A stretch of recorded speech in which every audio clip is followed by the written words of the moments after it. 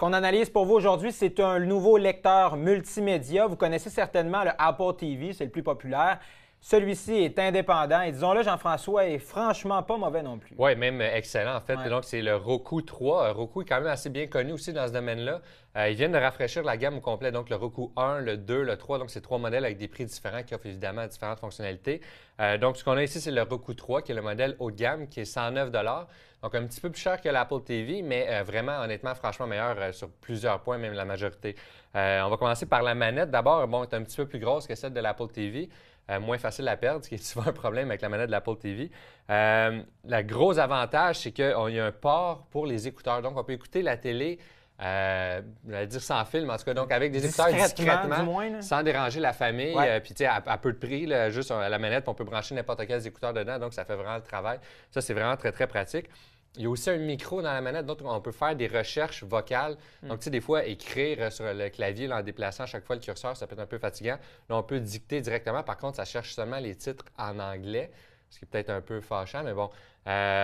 Puis aussi, en fait, c'est très utile pour les enfants. Souvent, là, les enfants de 4-5 ans sont quand même assez vieux pour savoir ce qu'ils veulent écouter. Ils peuvent pas écrire, par Ils peuvent contre. pas écrire. Là, ils peuvent dicter. Donc, par exemple, s'ils veulent écouter une série de BD sur YouTube, par exemple, mais qui savent qu'ils écoutent souvent, mais ils peuvent le dire. Puis, en général, la reconnaissance vocale est assez bien. Bon, le truc avec ce lecteur-là, c'est évidemment le nombre de chaînes Ouais. qu'on peut avoir. C'est le plus gros avantage par rapport à l'Apple TV, c'est qu'il y a au-dessus de 1400 chaînes. Donc, une chaîne, ça peut être Netflix, ça peut être YouTube, ça peut être dans le sport, par exemple, la Ligue nationale, MLS, le baseball, ça peut être Bloomberg TV pour les affaires. Donc, il y a vraiment un choix immense pour les films aussi, il y en a plusieurs.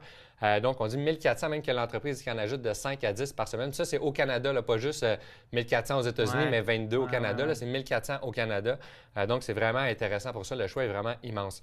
Puis, ce qui est bien aussi, c'est qu'on peut chercher sur une nouvelle fonction. On peut faire une recherche pour une émission, par exemple, un film, disons James Bond. Puis, ça va chercher dans toutes ces chaînes-là.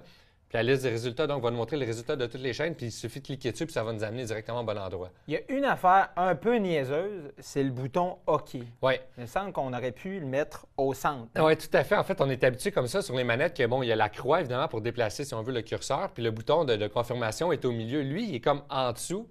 Puis honnêtement, c'est un peu fatigant. Ça a l'air banal au départ, là, mais... Mais tout à fait, c'est ça. En fait, Ouais. on se dit, bon, on va s'habituer, mais même quand on s'habitue, il faut tout le temps déplacer le pouce. Puis honnêtement, c'est un peu fâchant.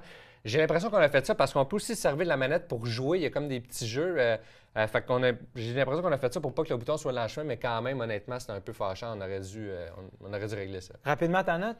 Je donne 4,5 sur 100. Honnêtement, c'est vraiment un très bon produit. Là, dans cette catégorie-là, c'est probablement le meilleur. Puis c'est un produit aussi qui s'inscrit dans la tendance là, des gens qui décident d'abandonner le câble pour aller vers ce genre de truc-là. Donc, c'est intéressant si c'est ce que vous voulez faire. Merci, Ça Jean-François. fait plaisir.